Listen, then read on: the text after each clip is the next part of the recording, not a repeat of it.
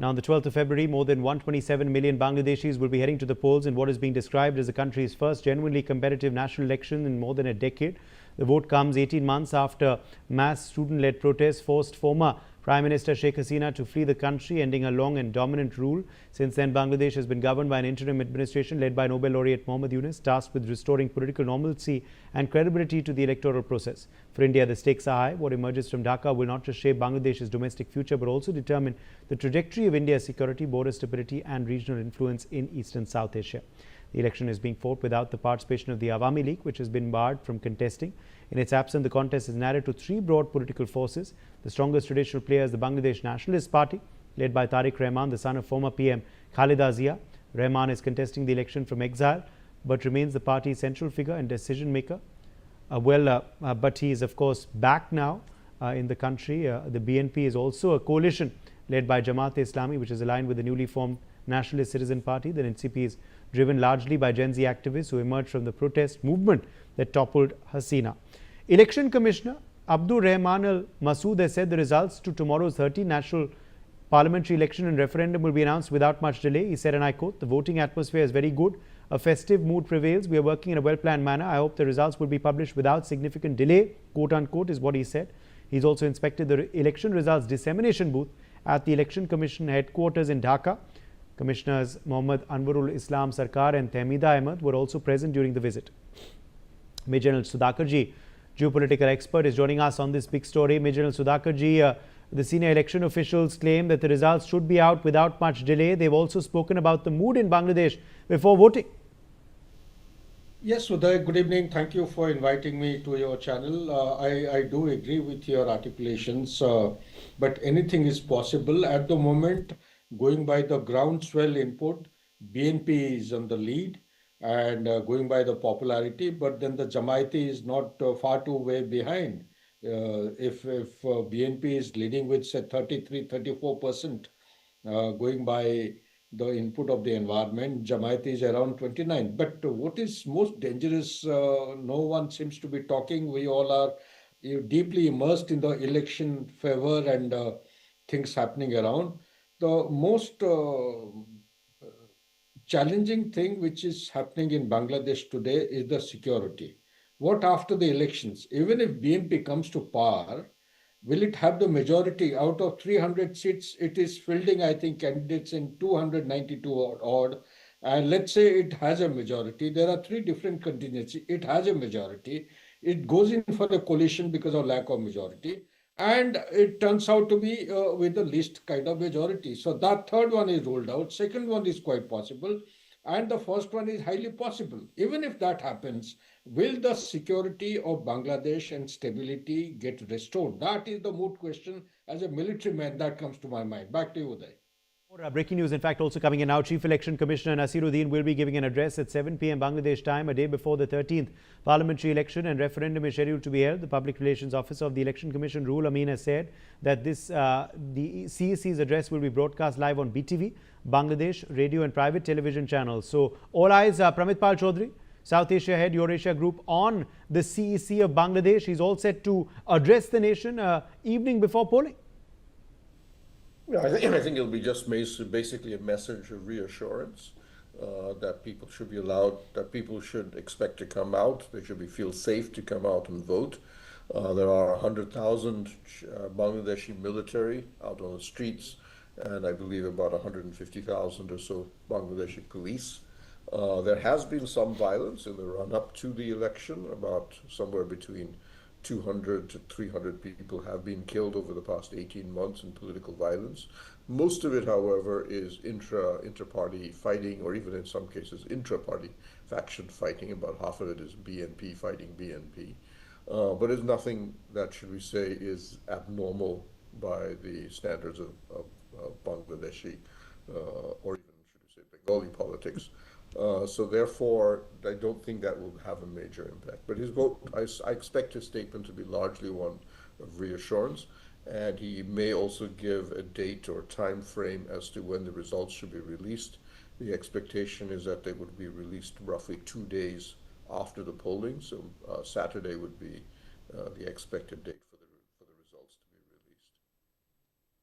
All right, more news, in fact, coming in this hour. Bilaluddin Pradhan, a Jamaat-e-Islami leader and teacher from the Thakurgaon region of northern Bangladesh, has been arrested on Tuesday with around 50 lakh taka at the Saidpur airport in Nirphamari. Pradhan was first allegedly caught with the 50 lakh taka at the Dhaka airport, but was allowed to board his flight after some questioning.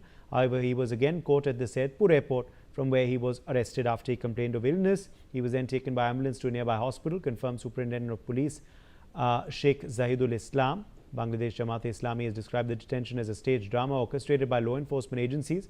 In a statement, the party alleged the incident was an attempt to tarnish its image and drag it into controversy ahead of tomorrow's polls. So clearly, Gautam Mukherjee, senior journalist, we are seeing a detention of a Jamaat-e-Islami leader ahead of the polling tomorrow. Well, it might indicate a leaning of the interim government towards the BNP. All to the good from the Indian observation point of view. BNP is likely to be more moderate than the Jamaat, though both the BNP and the Jamaat have been in coalition before, and they both lean right towards a more fundamental and Islamic agenda. There is also likely to be a referendum, it says the election and referendum, on a semi-constitutional change in which the whole politics of Bangladesh is likely to move right, and the guiding lights, instead of being democratic and essentially similar to India, will go more towards an Islamist republic, whichever side wins. And the general Z aspect, 25% of the population, seems to favor the Jamaat and a more extreme Islamist point of view. They have become very disenchanted with the Awami League, which is, of course, not allowed to contest. Their contention is that the Awami League was very oppressive, suppressing all dissent and even a point of view, which they hope will be restored. How a right-wing Jamaat government or even a BNP that is dependent in some degree with the Jamaat, depending on how the elections turn out, will be more democratic is a moot point. Uday. All right, more breaking news, in fact, also coming in now. The United Nations has underscored that safe, inclusive and meaningful participation in public life is a fundamental right. The UN has said in a statement that this includes the rights of all women and girls, including women with disabilities, women from minority communities, gender diverse people and others who may face heightened barriers, discrimination or gender-based violence. Ahead of the election, the United Nations noted concerns raised by women's groups and civil society organizations on violence and harassment of women candidates and voters, including digital violence. The United Nations has consistently advocated for women's meaningful representation and leadership across all stakeholders, and is supporting the Bangladesh Election Commission in boosting women's electoral participation and representation. Major General Sudhakarji is also live with us at this point. Major General Sudhakarji, what do you make of this message from the UN coming in ahead of the elections as well? It's a great thing happening, Uday. United Nations, at least the attention, global attention is focused on Bangladesh. This is what was lacking for quite some time, because we need to be seized with the reality on the ground. While the election is going in, we cannot be ignorant or should not be dismissive of being a non-inclusive kind of election. Awami League being the largest component as far as the political hierarchy or the ecosystem is concerned in Bangladesh, is not been allowed. It is banned to participate. So where does the inclusiveness go in a democratic setup? That is one. Second thing is, United Nations is doing very well by coming in with these kind of statement. At least they are keeping their eyes and ears open, because in times ahead, I suspect, this is my military assessment, that Bangladesh may turn out to be an extremely volatile and hostile region in the backyard of India. It may also warrant involvement of United Nations in some form sooner or later, because things are not as simple as they appear to be. We have Hamas, we have Hezbollahs, and China has made very deep inroads. Recently, Bangladesh has had, despite the status of an interim government, Yes. to have direct talks for JF-17, the Thunder Okay. aircraft. Okay, okay. Stay with us. More breaking news, in fact, also coming in now.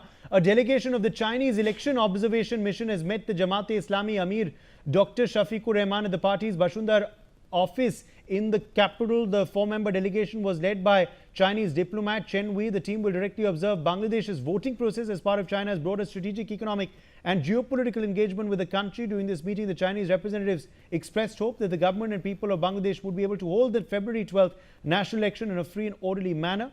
Both sides also expressed optimism that development, progress and bilateral ties between the two countries would be further strengthened in the future. So a Chinese delegation in Bangladesh as we speak, Pramit, they've met with some leaders of the Jamaat-e-Islami as well.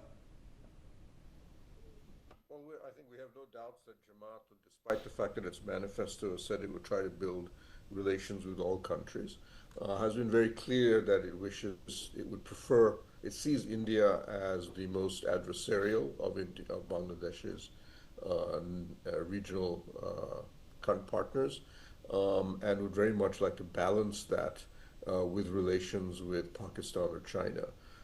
Pakistan, unfortunately, has very little to offer in terms of money or aid or even trade. It's simply economically, it's weaker than Bangladesh itself. But China is an area where we will expect both the BNP and the Jamaat to tilt a little bit more towards them. But I know the BNP has had long discussions with the Indian government and has reassured them that on their security concerns in particular, they can be assured that the BNP would not be doing anything negative. Also, the BNP is fundamentally the party of business. They are the big exporters and so on, are the backers of the BNP, and they normally would export about $1 billion worth of products to India. So resuming that trade is important to the BNP. Not so much for the Jamaat, though. All right, more news coming in fact, this hour as the dust settles on election campaigning, with, of course, campaigning now ending. Yesterday morning, the battle for votes didn't just play out on the streets, it unfolded online. Political parties poured crores of taka into thousands of Facebook advertisements, turning Meta platforms into a parallel campaign ground. Many of these advertisers operated under the guise of news outlets, a strategy designed to bypass voter skepticism and amplify reach. This analysis includes only advertisers who spent more than $100 on Meta ads in the last 30 days. As the platform does not disclose spending below that threshold, this means the actual spending and total number of election-related ads are likely significantly higher than the figures reflected here. Campaign strategists appear to have adopted two clear approaches: fewer but more expensive ads aimed at broad reach, and a high-frequency release of lower-cost advertisements to dominate user feeds. So that's some social media analysis that has been done this time of the campaigning. Meanwhile, more breaking news coming in this hour. The Bangladesh Nationalist Party, operating through a network of 136 distinct pages, deployed at least 5,179 advertisements over the past month. The total expenditure stands at $96,171, approximately 1.15 crore taka. Meanwhile, Jamaat-e-Islami and its 11-party alliance utilized at least 104 pages to run 2,792 advertisements, spending at least 85 lakh taka collectively. Breaking down that further, around 4 lakh taka was spent by alliance members Khilafat Majlis and Bangladesh Khilafat Majlis, 3.8 lakh by the Nationalist Citizen Party, and about 1 lakh taka by the Amar Bangladesh or AB party.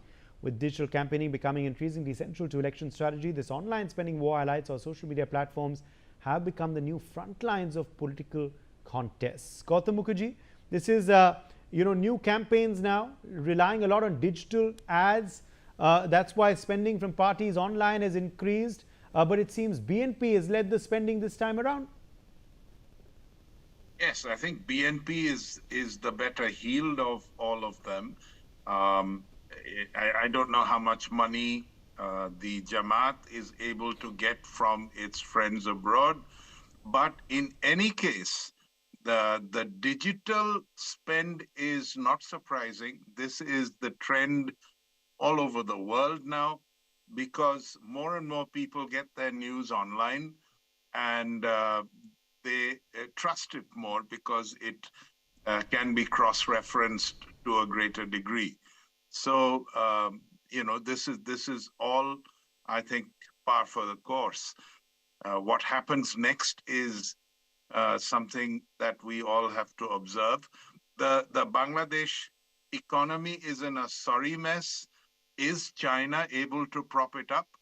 Are the Americans going to get involved to prop it up in terms of economic benefits?